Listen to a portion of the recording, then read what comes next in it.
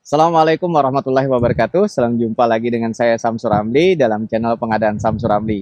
Hari ini saya kebetulan berada di area kantor Bupati Bulungan di Tanjung Selor, ibu kota Provinsi Kalimantan Utara.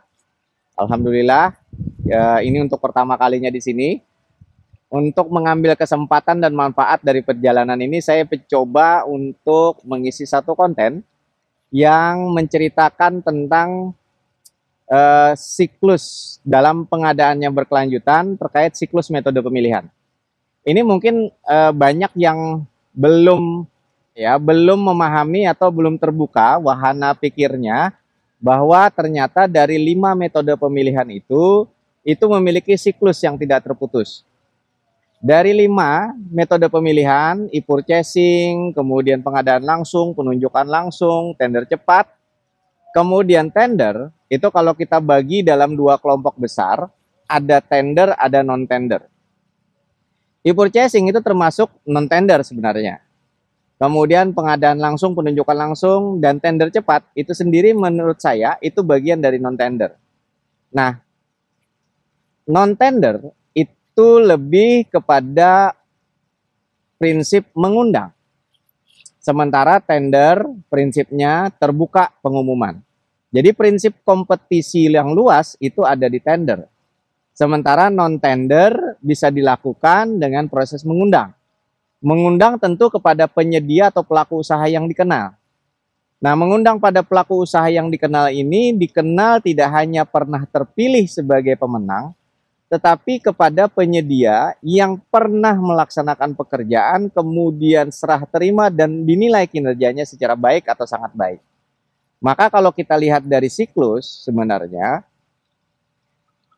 non-tender adalah resultansi hasil dari yang sudah kita lakukan pertama kali dari tender.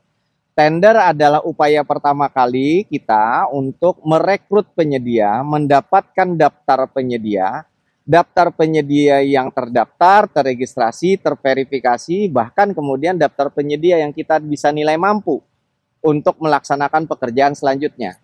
Jadi proses pemilihan penyedia itu disusun bukan untuk satu kali siklus kemudian kembali lagi seperti yang ada sekarang.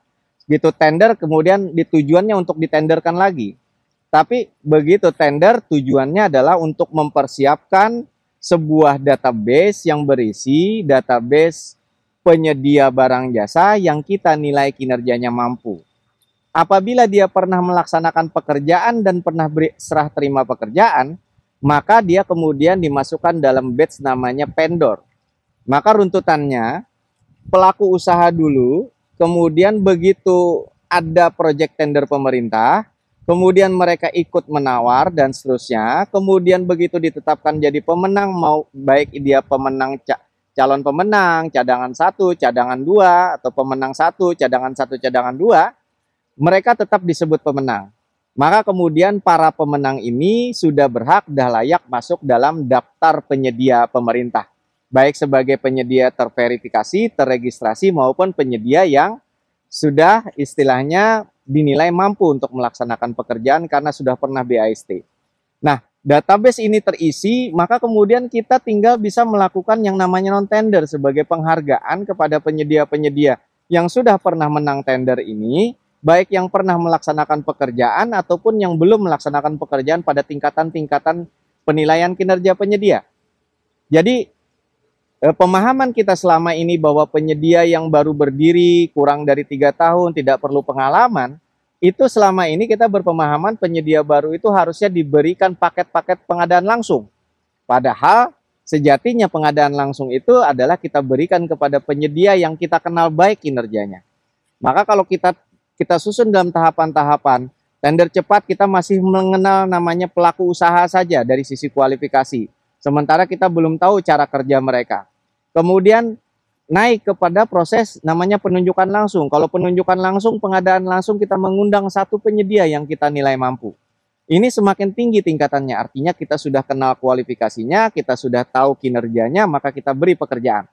Kemudian untuk e-purchasing, ini lebih tinggi lagi harusnya. Adalah berisi penyedia-penyedia yang sudah pernah melaksanakan pekerjaan di kita, kemudian kinerjanya mampu, dan kemudian hasil kerjanya memang terbukti sudah bisa dijual dalam katalog. Nah, kalau di katalog itu barang jasanya juga sudah kita nilai kinerjanya, penyedianya sudah kita nilai kinerjanya. Jadi siklusnya, penyedia-penyedia yang baru, itu siklusnya harusnya ikut tender dulu untuk bertempur.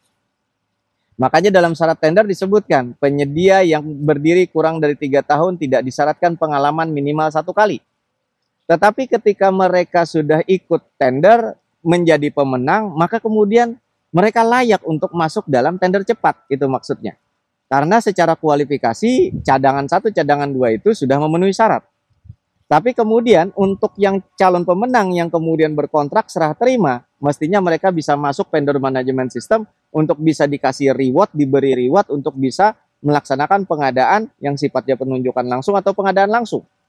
Nah, untuk penyedia-penyedia yang memang betul-betul menyediakan produk yang dibutuhkan oleh pemerintah, kinerjanya baik, pemesanannya banyak, maka mereka mulai bisa diberikan privilege untuk menayangkan produk. Dan begitu mereka menayangkan produk, kita sangat yakin untuk segera menunjuk penyedia tersebut di dalam e-purchasing sebagai penyedia barang jasa, bahkan kita langsung nego. Jadi, apa yang mau saya sampaikan di sini adalah pemahaman kita bahwa penyedia-penyedia baru itu kita kasih pengadaan langsung itu adalah pemahaman yang salah. Karena kita sangat berbahaya sekali memberikan paket-paket pengadaan langsung kepada penyedia yang tidak kita kenal sama sekali. Tapi yang kita tidak kenal sama sekali ini harus melalui filter yang namanya tender. Maka dari itu nanti tender akan semakin sedikit. Karena apa? 1 kali tender menghasilkan 3 penyedia atau 3 pelaku usaha yang kita anggap sebagai pemenang. Paling tidak masuk dalam database vendor management system. Bayangkan kalau kita 10 kali tender, kita mendapatkan minimal 3 penyedia atau 3 peserta yang layak disebut penyedia, kemudian untuk berkontrak, maka kemudian masuk di dalam database. 10 kali tender berarti kita akan dapat 30 penyedia yang secara kualifikasi sudah pernah kita buktikan dari pembuktian kualifikasi. Mudah-mudahan ini menjadi bagian diskusi kita yang dapat menjadi pencerahan bagi teman-teman pelaku pengadaan dalam memahami perubahan arah regulasi pengadaan barang jasa, sehingga ini dipahami secara baik dari sisi positif pengembangan pengadaan barang jasa dalam regulasi pengadaan barang jasa yang terbaru. Saya Samsur Ramli dari Kabupaten Bulungan, salam pengadaan, billahi taufik wal hidayah, assalamualaikum warahmatullahi wabarakatuh.